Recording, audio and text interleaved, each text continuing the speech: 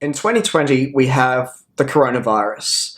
But in the 80s and in the 90s, there was the AIDS epidemic that ravaged the world. And according to many of my friends and mentors, this epidemic disproportionately hit the arts community. And it was the same in the vibrant New York classical music scene. John Corigliano, one of America's most revered composers, lived through all of this. Now, Corigliano is the winner of the most coveted prizes in all of classical music. The Grawemeyer Prize, the Pulitzer Prize, and it was his first symphony that won this Grawemeyer Award in 1991.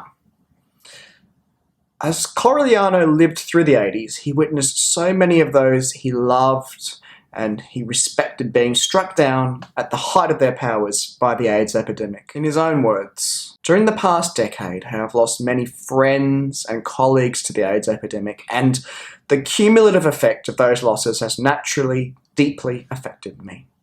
My Symphony No. 1 was generated by feelings of loss, anger, and frustration." And so Corigliano channeled these feelings into music. In the first movement of this epoch-defining symphony, we start with an almighty angry snarl in the violins and the violas.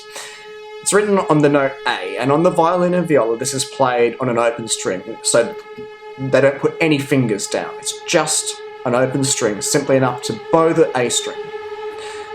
Now this has a sort of a nasal quality, an open nasal quality, but as more instruments gradually enter, the composer specifies that the A continues to be played, but by using stop notes, by pressing down notes on the fingerboard, giving it an increasingly harsh sort of quality.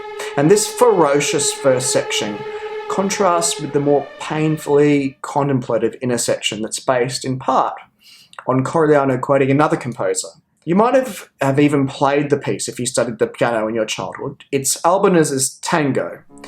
And this literal quotation of a pre-existing piano piece is because the movement pays tribute to a concert pianist friend of Corigliano's who was also lost to AIDS.